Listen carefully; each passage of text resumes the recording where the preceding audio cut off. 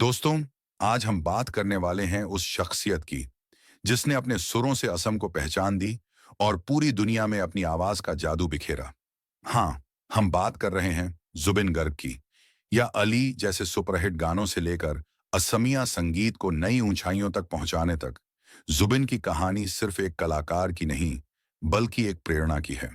तो आइए जानते हैं इस महान कलाकार की अनकही कहानी। जुबिन गर्ग भारत के सबसे प्रसिद्ध गायक, संगीतकार, अभिनेता और निर्देशक में से एक थे। उनकी जीवन यात्रा प्रतिभा, जुनून और समर्पण की सच्ची प्रेरणा है। जुबिन गर्ग का जन्म 18 नवंबर 1972 को मेघालय के तुरा शहर में हुआ था। उनके पिता मोहिनी मोहन बोरठाकुर मजिस्ट्रेट थे और कविता भी लिखा करते थे, जबकि उनकी मां इली बोरठाकुर खुद एक गायिका थीं। उनका नाम मशहूर संगीत निर्देशक जुबिन मेहता से प्रेरित होकर रखा गया था। संगीत उन्हें विरासत में मिला था। सिर्फ 3 साल की उम्र से ही छोटे जुबिन गाना गाने लगे थे।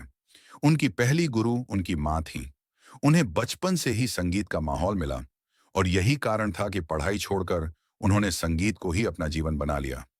साल 1992 में उनका पहला एल्बम अनामिका आया और यहीं से उन्होंने संगीत जगत में कदम रखा। शुरुआती दिनों में उन्होंने असमिया गानों से पहचान बनाई और जल्द ही लोक पॉप और रॉक का संगम बनाकर अपनी अलग पहचान बनाई।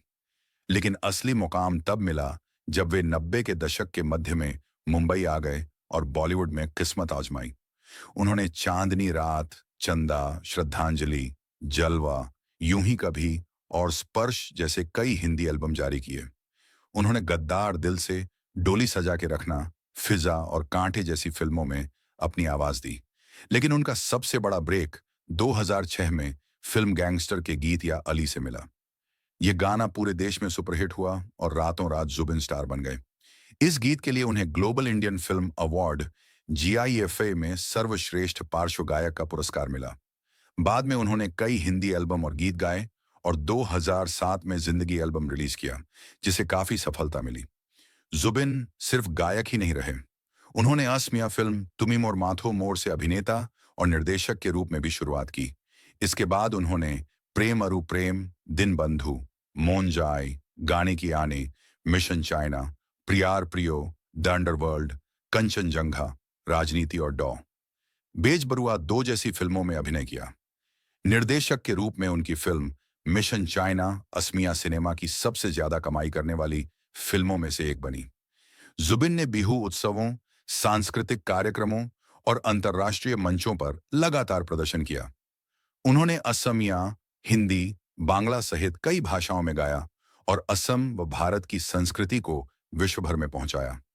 उन्हें कई पुरस्कार और सम्मान मिले, जिनमें प्रमुख हैं 1996 चांदनी रात एल्बम के लिए चैनल वी म्यूजिक अवार्ड्स में सर्वश्रेष्ठ भारतीय पॉप एल्बम के लिए नामांकन, 2009 इकोज ऑफ साइलेंस के लिए 55वें राष्ट्रीय फिल्म पुरस्कार में सर्वश्रेष्ठ संगीत निर्देशन, 2021 तुम्हार खोला हवा गीत के लिए प्राग सिने अवार्ड्स में सर्वश्रेष्ठ पुरुष पार्श्व गायक, 2024 मेघालय विज्ञान एवं प्रौद्योगिकी विश्वविद्यालय से मानद D.Litt की उपाधि। जुबिन गर्ग सिर्फ गायक ही नहीं, बल्कि एक बहुवाद्य यंत्र वादक थे।